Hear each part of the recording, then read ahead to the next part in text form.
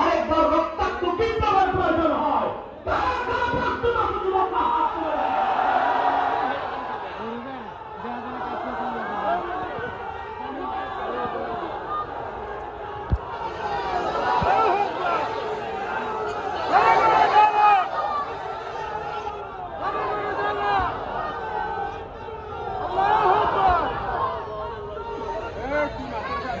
আমার ভাইরা,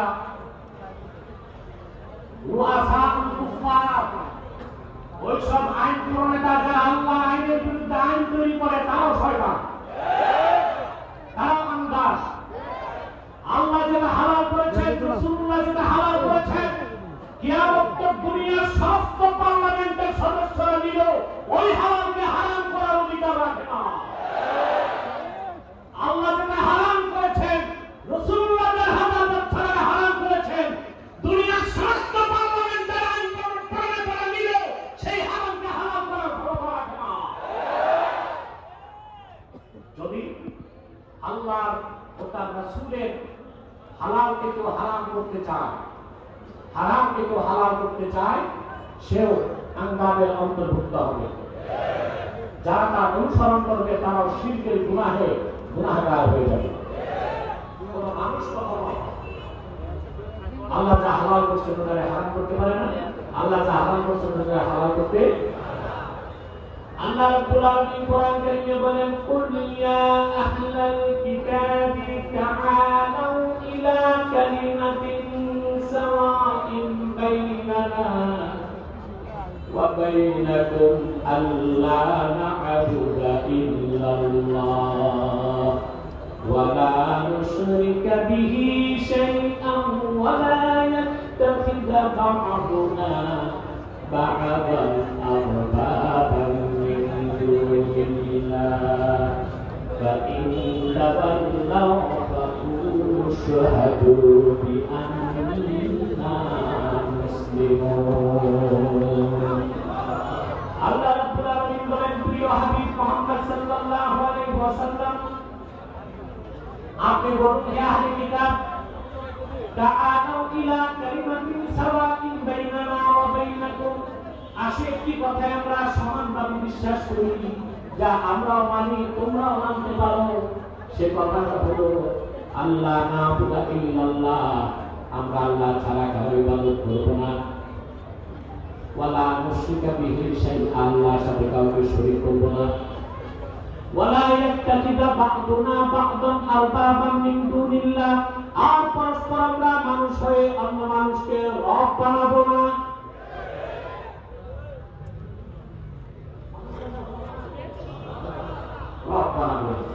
মুস্তাদরাক আলা সহিহে এসেছে এই আয়াত নাযিলের পর সূরা আলে ইমরানে ইহুদিদের এক আলেম রাসূল করিম সাল্লাল্লাহু আলাইহি ওয়াসাল্লামের কাছে উপস্থিত হয়েছে। বলেন, ইয়া রাসূলুল্লাহ সাল্লাল্লাহু আলাইহি ওয়াসাল্লাম, আমরা তো আল্লাহকে রব মানি, আল্লাহ আসিয়া রব, আমরা তো আমাদের জান্নাতকে রব মানি। আল্লাহর হাবিব বলেন, আল্লাহ উত্তম প্রশ্ন হারাম করছে, তোমাদের আলেমরা হারাম করছে, তোমরা কি আলেমদেরটা মানো না? মাস্টার বন্ধ করে বলেছি। আল্লাহর হাবিব বলেন, আল্লাহ যেটা হারাম করছেন, তোমাদের ইহুদি আলেমরা সেটা হারাম করেছে, তোমরা তা মেনেছো, আল্লাহ তা মানো নাই। আল্লাহ যেটা হারাম করেছেন, তোমাদের ইহুদি আলেমরা সেটা হালাল করেছে, তোমরা তাই মেনেছো, আল্লাহ তা মানো নাই। এটাই হচ্ছে আল্লাহকে বাদ দিয়া মানুষ হয়ে অন্য মানুষকে রব বানানো। বলেন নাউযুবিল্লাহ। এই শিরকি গুনাহটা বাংলাদেশে আছে না নাই? কিভাবে আপনারা প্রত্যেক এলাকা থেকে পার্লামেন্ট মেম্বারকে নির্বাচিত করে সংসদে পাঠান? পার্লামেন্ট মেম্বার মানে হচ্ছে আইন প্রণেতা, সে আইন পাঠান। পার্লামেন্ট মেম্বাররা সংসদে যায়, ওইখানে বিল উত্থাপন হয়, তারপরে স্পিকার মোটা গলায় বলে, এই বিলটার পক্ষে কে কে আছেন? পার্লামেন্ট সদস্যরা হ্যাঁ, তখন স্পিকার আবার বক্তায় হাত যুক্ত হয়েছে, হাত যুক্ত হয়েছে, হাত যুক্ত, বাস বিল পাস, আইন হয়ে গেছে। না, জনগণ কখনো মানুষের আইন বানাতে পারে না। মানুষের আইন কে দিয়েছে? আমরা শুধু আইন বানাই তাই নয়, আল্লাহ হালাল করছেন ওটারে হারাম বানাই। মদ খাওয়া কি হারাম না? কিন্তু তোমার বাংলাদেশের বাণিজ্য মন্ত্রণালয় ট্যাক্স নিয়ে বিদেশ থেকে মদ আনার লাইসেন্স দেয়, মন্ত্রণালয় করে হালাল। বিয়ে করা কি শুধু হালাল না সব ইবাদত? কারোর জন্য বিয়ে করা ফরজ, কারোর জন্য সুন্নাত, কারোর জন্য নফল, কারোর জন্য হারাম। হারাম কার জন্য? যা ব্যক্তি বিয়ে ও তো বিয়ে করলে আরেকটা জীবন নষ্ট হবে।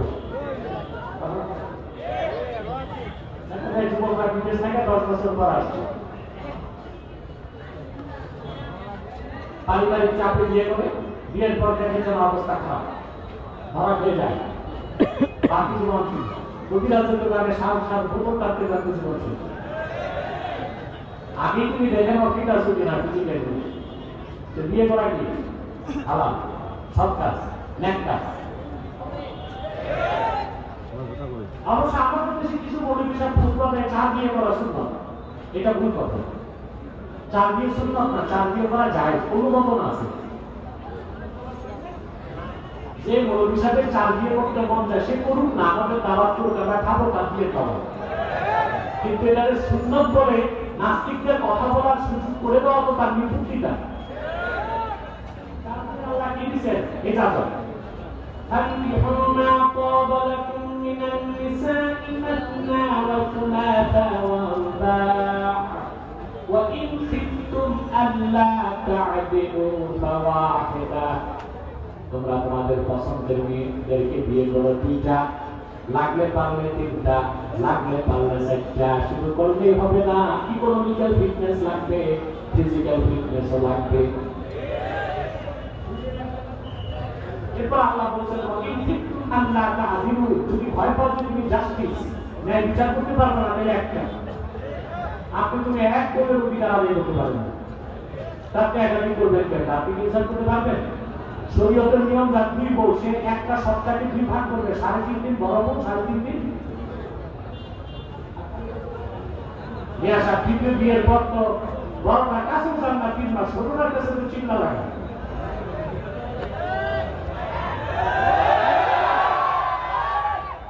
থামো যুবকরা, থামো। ওদের গোসা কোথায় জানি, ওরা তো একটাও করে নাই, শুধু সম্মানিত যে কথা বলছি না, তাহলে 2 বউ থাকলে ইনসাফ করতে হবে না? একটা তো সে 3.5 দিন, আরেকটা যদি একজন দ্বিতীয় স্ত্রীর কাছে বেশি থাকে, তখন জন থেকে অনুমতি দিতে হবে। মাওলানা আশরাফ থানভী রহমাতুল্লাহ, ওনার কোনো ছেলে সন্তান ছিল না, তো মুরিদদের আপত্তির কারণে দ্বিতীয় বিয়ে করছিলেন। দ্বিতীয় বিয়ের পর ঘরে অশান্তি শুরু, বড় স্ত্রী আর ছোট স্ত্রী। এক সময় তিনি সিদ্ধান্ত নিলেন ছোট বউ ছেড়ে দিলেন, বড় বউ তখন বললেন না, যদি বিয়ে করছেন রাখেন, আমার বোন হিসেবে থাকবে। কিন্তু থানভী সাহেবের ইনসাফ কি ছিল জানেন? মুরিদরা হাতিয়ারদের সমান 2 ভাগ 2 ধরে পাবেন। একটা তরমুজ আসলে 2 টুকরা করে পাল্লায় ওজন দিয়ে 2 বউ দিতে।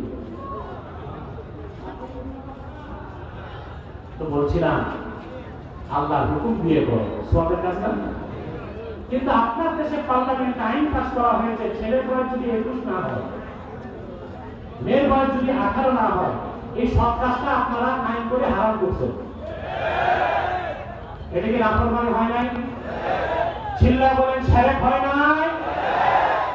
আর এই আইন প্রণেতাদের আইন যারা বললেন, ওই সব ভণ্ড আইন প্রণেতাদেরকে আল্লাহর বিপক্ষে আল্লাহর সমকক্ষ মনে করার কারণে শিরকের গুনাহ হয়েছে।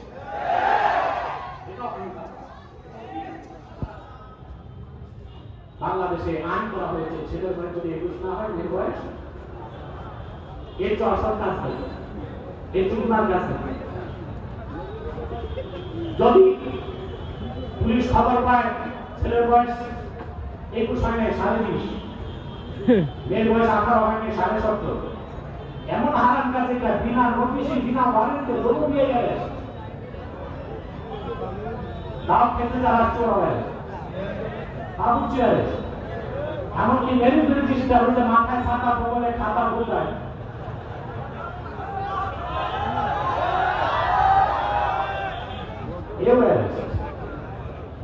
আরে হালাল জিনিস বৈধ কাজ সবের কাজ দামি কাজ আইন করে বানাইছে হারাম জেনা করা কি তোমাদের মন্ত্রী এমপিরা তোমাদের পার্লামেন্টে আইন করেছে সংবিধানে আইনে বলে ছেলে আর মেয়ে বয়স যাই হোক নিজেরা মন দিয়ে নেওয়া করে একটু পার্কে রেস্টুরেন্টে নদীর পাড়ে কিংবা জঙ্গলে যে বসতি বসতি লিখতে গেলাম তাতে কোনো সমস্যা নাই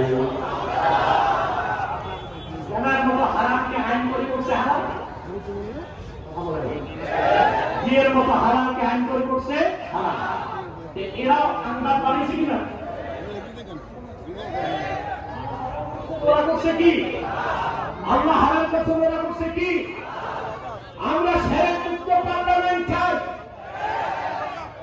আমার আইনের উৎস হবে কোরআন সুন্নাহ ইজমা কিয়াস মানুষের মন গড়া কোনো আইন দিয়ে বাংলাদেশ চলবে না সেরা মুক্ত পার্লামেন্ট করতে যদি আরেকবার বিপ্লবের ডাক আসে বুকের কাটা রক্ত ঢেলে দিতে বাংলার ধামাল যুবকদের প্রস্তুত থাকতে হবে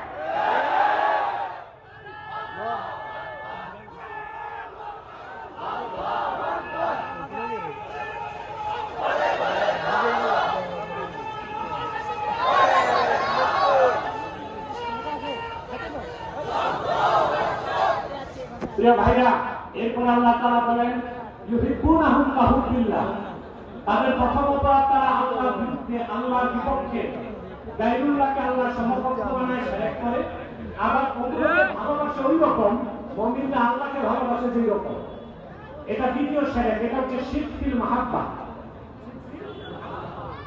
যেমন আবু জাহেল যে বদর যুদ্ধে গেল আবু জাহেল 70 মারা আদাত্তালাহা কিয়ামত তুমি জানতে চাও কিয়ামতে বাঁচার জন্য কি প্রস্তুতি নিছো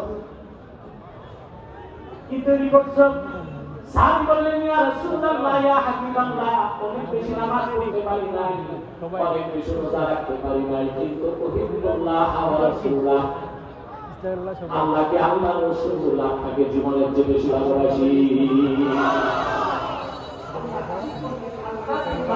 আহাব্বা যেটাকে ভালোবাসতে তার সাথে তার আসর হবে বলে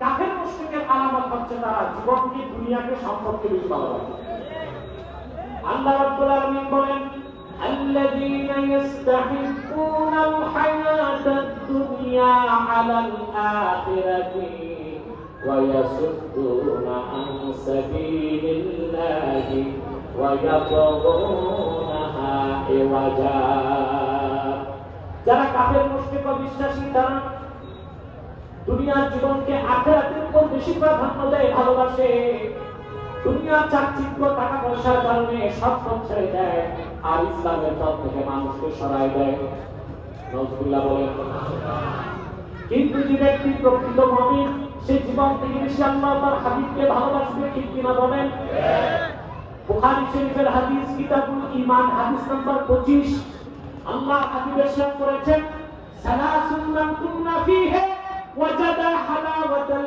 ঈমান যে মুমিন মুসলমানের ভিতরে তিনটা খাসলত একত্রিত হয়ে যাবে সে ঈমানের মধুর স্বাদ পেয়ে যাবে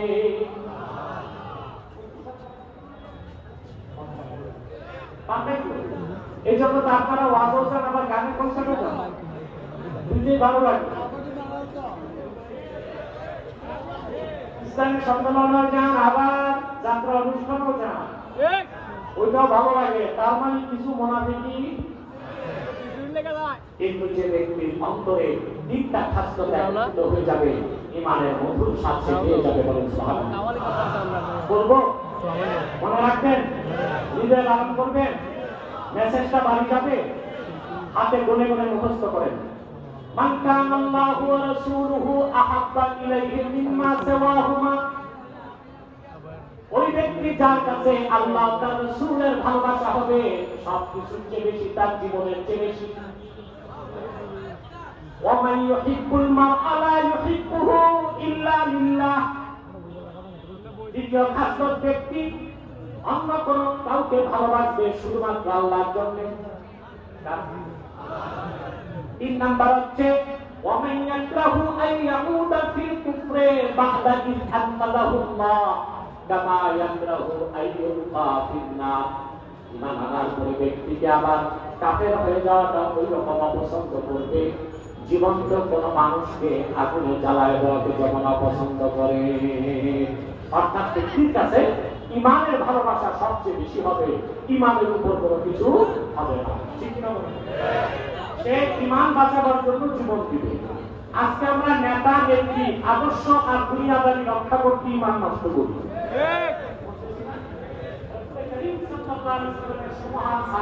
জীবন দিবেন, ঈমান দিবেন না। হাদিসের কিতাবে আল্লাহ হাবিব সাল্লাল্লাহু আলাইহি ওয়াসাল্লামের প্রসিদ্ধ একজন সাহাবীর ঘটনা এসেছে। ওনার নাম ছিল আহমাদ রাদিয়াল্লাহু আনহু। নাম শুনছেন? এটা আশুলিয়া।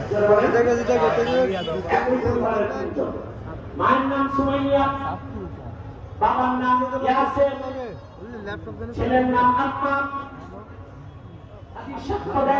মক্কা মুকাররমায় কাফেররা নির্মম নির্যাতন করেছে যে মানুষগুলোর উপর, তার মধ্যে ইয়াসিরের পরিবার একজন, হযরত ইয়াসিরকে মারা হয়েছে। হযরত সুমাইয়া ঈমান আনার কারণে কাবা চত্বরে তারে পাথর বর্ষণ করে হত্যা করা হয়েছে। সেজন্য আসল রিজালের কিতাবে এসেছে হযরত সুমাইয়া হচ্ছে আউয়ালু শাহীদাতিন ফিল ইসলাম, ইসলামের প্রথম শহীদ নারী। সুবহানাল্লাহ বলবেন না? আম্মার আর সুমাইয়া, ইয়াসির আর সুমাইয়ার পরিবার টুকরা সন্তান ছিল আম্মার। আল্লাহর হাবিবের দিনের কালেমা বিশ্বাস করার কারণে কুখ্যাত আবু জাহেল প্রতিদিন তারে মারত, রক্তাক্ত হয়ে যেতেন, তিনি কিন্তু ঈমান ছাড়তেন না। একদিন আবু জাহেল বিরক্ত হয়ে হযরতে আম্মারের গায়ের মধ্যে আগুন ধরায় দিয়েছে। জীবন্ত যুবক হযরত আম্মারের শরীরে দাউ দাউ করে আগুন জ্বলছে, মরুভূমির মধ্যে দৌড়াচ্ছে। আবু জাহেলের ভয় দেখে তার আগুন নিভাতে যায় না। খবরটা চলে গেল রাহমাতুল্লিল আলামিন আল্লাহর হাবিবের কানে, তিনি দৌড়িয়ে আসলেন। হাদিস সাক্ষ্য দেয় হযরত আম্মারের সামনে দাঁড়িয়ে আল্লাহর হাবিব আগুনকে মাত্র একটা ধমক দিয়ে বললেন, ইয়া নারু কুনি বারদাম ওয়া সালামান আলা আম্মারিন কামা কুনতে আলা ইব্রাহিম। এখন আমার সাহাবী আম্মারের জন্য তুই শান্তিদায়ক ঠান্ডা হয়ে যা, যেভাবে আরেকবার আমার দাদা ইব্রাহিমের জন্য ঠান্ডা হয়ে গেছিলি। হাদিস সাক্ষ্য দেয় রাসূলুল্লাহর এক ধমকের সঙ্গে সঙ্গে হযরত আম্মারের শরীরের আগুন পানি হয়ে গেল। চিন্তা করেন মুসলমান, হযরত ইব্রাহিমকে যখন নমরুদ আগুন দিয়েছিল, আগুনকে ধমক দিয়েছে কে? আর আম্মারের গায়ে আবু জাহেল যখন আগুন দিয়েছে, আগুনকে ধমক দিয়েছেন কে? আল্লাহ দান করেছিলেন। সাহাবায়ে কেরামকে নির্মম নির্যাতনের পরও তারা ঈমানকে ছাড়তেন না, কারণ ঈমানটা তাদের কাছে ছিল জীবনের চেয়ে প্রিয়। হযরত বেলালের কথা হাদিসে এসেছে, বেলালে হাবশী তার দাম ছিল মাত্র 6 দিরহাম। ঈমানের মুসলমান হয়ে যাবার পরে কুরাইশ নেতা উমাইয়া হযরত বেলালকে প্রতিদিন অত্যাচার করত, মারত, নির্যাতন করত। যত বেশি তার নির্যাতন করত, তার ঈমানের পাওয়ার তত বেড়ে যেত। সিরাতের কিতাব সাক্ষ্য দেয় একদিন উমাইয়া খেজুর পাতার পাকানো রশি হযরত বেলালের গলার মধ্যে বেঁধে পাহাড়ের মধ্যে হেঁচড়ে ফেলে দিল। টেনে টেনে আনলো পাতলা গাছের বিষাক্ত কাঁটা হযরত বেলালের দেহে বিদ্ধ হয়ে গেল, গোশত আর চামড়া ছিন্ন হয়ে গেল। রক্ত মরুভূমির মধ্যে এনে কুখ্যাত আবু জাহেল, কুখ্যাত উমাইয়া মরুভূমির মধ্যে আগুনের অঙ্গার মিশাই দিল। উলঙ্গ করে বেলালকে শোয়া বুকের মধ্যে একটা পাথর রেখে দিল। হযরত বেলাল বেহুশ হয়ে যান। যখন হুঁশ আসে তখন শুধু আঙ্গুল তুলে বলে আহাদ। হযরত বেলাল একটা কথা বলেছিলেন হুঁশ ফেরার পরে, আরবের কবি কাব্যের ভাষায় লেখেন, বেলাল হযরত বেলাল উমাইয়াকে বলল, লাকাল জিসমুল্লাযী মুল্লিকতা মিন্নী ওয়ালিল্লাহিস সারাইর ওয়াল উকুল। হে উমাইয়া, 6 দিরহামে তুমি আমার দেহটা কিনছো মাত্র। দেহটাকে কেটে টুকরা টুকরা করে দাও, আগুনে জ্বালা ধ্বংস করে দাও, আমার কোনো না নাই। কিন্তু হৃদয়ে যেখানে আল্লাহ তার হাবিবের ভালোবাসার জায়গা দিয়েছি উমাইয়া, ওখানে তোমার হাত কোনোদিন যেতে পারবে না। সেজন্যই বলে মুসলমান খাঁটি ইমানদার তো সেই যে তার জীবনের চেয়ে বেশি আমার আল্লাহকে ভালোবাসবে, ঠিক কিনা বলেন? আল্লাহ তার হাবিবের ভালোবাসা যতক্ষণ পর্যন্ত জীবনের চেয়ে বেশি অন্তরে না আসবে, ততক্ষণ পর্যন্ত কোনো মুমিন ইমানদার দাবি করতে পারে না। সেজন্য আল্লাহ তাআলা বলেছেন, ওয়াল্লাযীনা আমানু আশাদ্দু হুব্বান লিল্লাহ, যারা খাঁটি ইমানদার তারা আল্লাহকে সর্বাধিক ভালোবাসে, বলেন সুবহানাল্লাহ। এরপরে আল্লাহ তাআলা বলেন, ওয়ালাউ ইয়ারাল্লাযীনা যালামু ইয ইয়ারাউনাল আযাবা আন্নাল কুওয়াতা লিল্লাহি জামিআ। জালেমরা যদি অবলোকন করত যখন আযাব দেখবে, তখন তারা টের পাবে নিশ্চয়ই সমস্ত ক্ষমতার মালিক কে? আল্লাহ। ক্ষমতার উৎস কে? আল্লাহ। অতএব জনগণ ক্ষমতার উৎস, এটা একটা শেষ কথা। না, ক্ষমতার মালিক আল্লাহ। অতএব আমাদের রাজনৈতিক দলের নেতাদের ম্যানিফেস্টো থেকে আর গণতন্ত্র থেকে শেরকি আর কুফরি কথা বাদ দিতে হবে।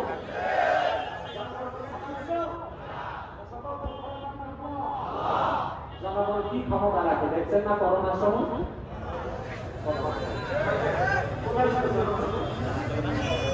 বাবা মারা গেছে, বাবাকে দাফন করতে ছেড়ে আসেন।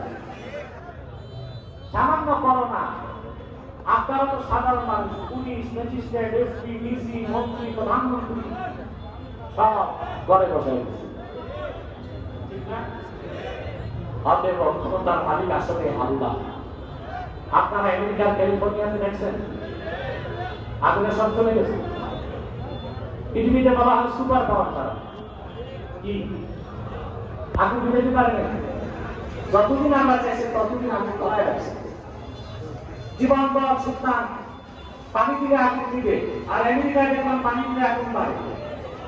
এটা কার গজব ছিল? চিন্তা করলেন কার গজব ছিল? এই আমেরিকা ইসরায়েলকে 15 মাসে ফিলিস্তিনে হামলা করতে 2000 কোটি ডলার সাহায্য করেছে। আর 15 দিনের আগুনে আল্লাহর গজবে চলে গেছে তার 11,500 কোটি টাকার সম্পদ।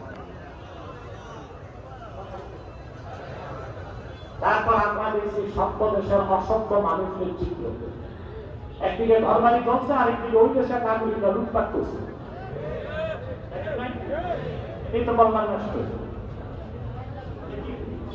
বলা হয় পৃথিবীতে আমেরিকা হচ্ছে ওয়েলফেয়ার স্টেট, কল্যাণ রাষ্ট্র। আর আমেরিকানদেরকে বলা হয় সিভিলাইজড নেশন, সভ্য জাতি। আইন যতক্ষণ আছে ততক্ষণ সভ্য। এটা কি সভ্য জাতি? আগুন লাগছে বলে লুটপাট করছে ওরা। বাংলাতে আপনারা করতেন কারো ঘর পুড়ে আর কেউ আলু পোড়া দিয়ে খায়, কারো ঘর চলে কেউ আলু পোড়া দিয়ে। আমেরিকায় তাই হচ্ছে না। অতএব সমস্ত ক্ষমতার মালিক কে? আল্লাহ। এই বিশ্বাস আমাদের অন্তরে রাখতে হবে। সেজন্য ইসলাম আমাদেরকে শিখায় সার্বভৌমত্বের মালিক জনগণ না, সার্বভৌমত্বের মালিক আল্লাহ। সার্বভৌমত্বের মালিক কে? আল্লাহ। আল্লাহ আমাদেরকে শিরকের গুনাহ থেকে অবশ্যই। আমি আজকে আর পারছি না, আমি বিনয় খুব একটা জরুরি কথা বলবো। যে কথাগুলো বললাম এগুলো মনে রাখবেন ইনশাআল্লাহ। শিরকের গুনাহ করবে, জোরে বলতে হবে, করবে। আল্লাহ কখনো শিরকের গুনাহ মাফ করবেন না। আপনি যত বড়ই গুনাহগার হন না কেন, শিরকের গুনাহ যদি না করেন আল্লাহ তাআলা মাফ করে দিবেন। দিবেন কিনা? আমরা শিরকের উপর থেকে দূরে থাকতে রাখবো। সাল্লাল্লাহু আলাইহি الكريم ونحن على ذلك من الشاهدين। বলবো এই মুরব্বী শিখবো তো মুরব্বী বলা ভারী সমস্যা। এই বিশ্বাস করছি আমার কিছু কথা আছে, শুনতে হবে। আর রাষ্ট্রগুলো যাচ্ছে প্রত্যেকে কিছু কিছু দিতে হবে। ও যারা আছে আপনারা দিবেন না কিছু কিছু, কথা বলে কথা। আরে ভাই লাখ লাখ টাকা খরচ হয় আবিষ্কারের মাটিতে, যদি না দিতে কেমন অফিসে অনেকে দিচ্ছেন, দাম পাশে কে কে দিবেন? 10 টাকা হলো একটু আধা করে 10 টাকা হলো দিবেন, কমসে কম 10 টাকা হাত পান। আর যারা হাত তুললেন না আমাকে নিয়ে যান 10 টাকা।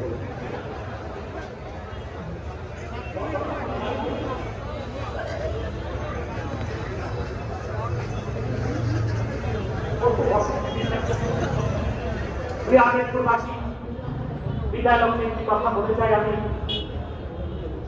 তাহলে বাংলাদেশের পক্ষ থেকে এখানে আপনারা বিভিন্ন দল মতের লোক আছে না? আপনাদেরকে আমার বড়জোর বিভিন্ন অনুরোধ হলো, দলীয় মতামত থাকতেই পারে, তা থাকবে রাজপথে এবং সংসদে, কিন্তু আমরা সকল দলের মুসলমান ঐক্যবদ্ধ হয়ে যাবো 3টা ইস্যুতে।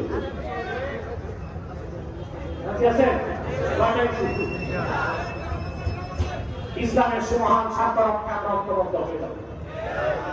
বাংলাদেশে মুসলমানদের মৌলিক দাবি আদায় আমরা এক করব। বাংলাদেশের সরকার দাঁড়াই আছে, আমাদের দাবি মানে 50 বছর যাবত দেশের মানুষ বলতেছে কাদিয়ানীদেরকে অমুসলিম ঘোষণার পরও কোন সরকার মানছে? 50 বছর যাবত আমরা বলতেছি বাংলাদেশে ব্লাসফেমি আইন চাই, কোন সরকার মানছে? যখন তখন নাস্তিক ব্লগাররা ইসলামের বিরুদ্ধে কথা বলে, তাদের পাকড়াও করার কোন আইন নেই। অথচ রবীন্দ্রনাথের সাতার জাতীয় সঙ্গীতের বিরুদ্ধে কথা বলে আইন আছে, সংবিধানের বিরুদ্ধে কথা বলে আইন আছে, কোরআন শরীফের বিরুদ্ধে কথা বলে কোনো আইন আমাদের দাবিদারা মানে। তো আমাদেরকে মুসলমানদের মৌলিক দাবিগুলো আদায় করতে হবে। 3 নাম্বার, বাংলাদেশের স্বাধীনতা রক্ষা করতে হবে।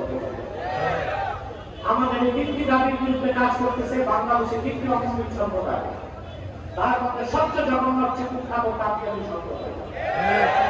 নিঃসন্দেহে যারা কাফের এবং অমুসলিম, তাদেরকে যারা কাফের বলবে না তারাও কাফের।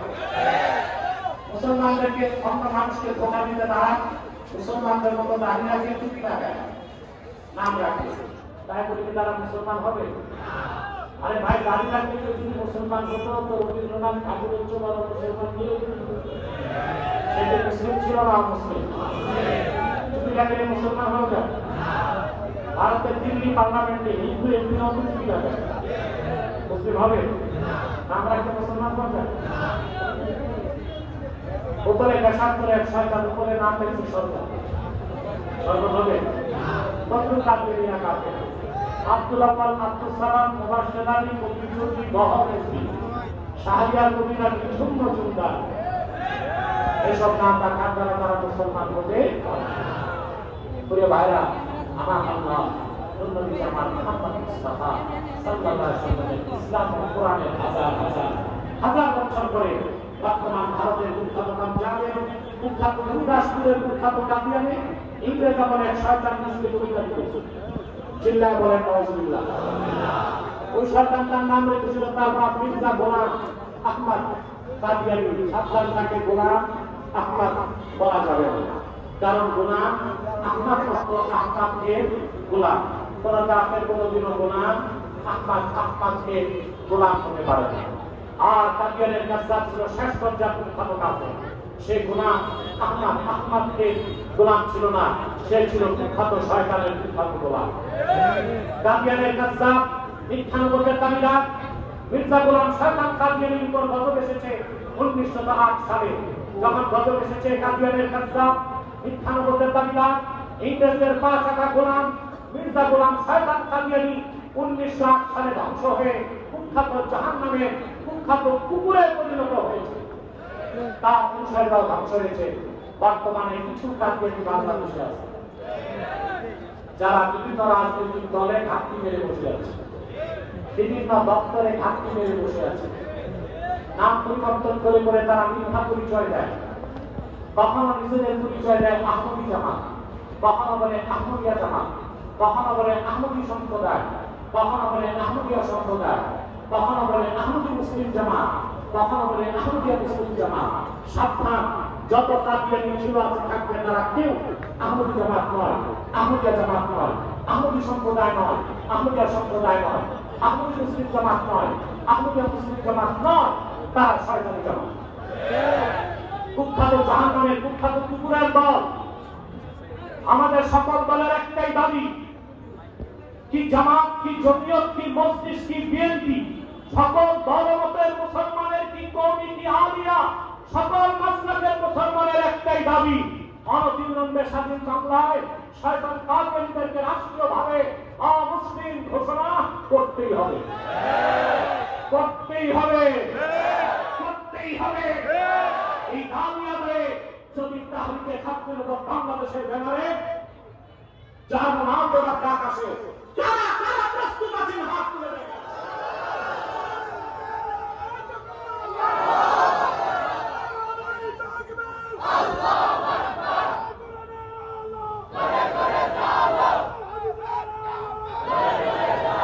সম্মানিত সুধী, সম্মানিত সুধী, কুখ্যাত কাফের কাদিয়ানীদেরকে অর্থনৈতিক সহযোগিতা করবেন না, করবেন? করেন আপনারা? জি করেন।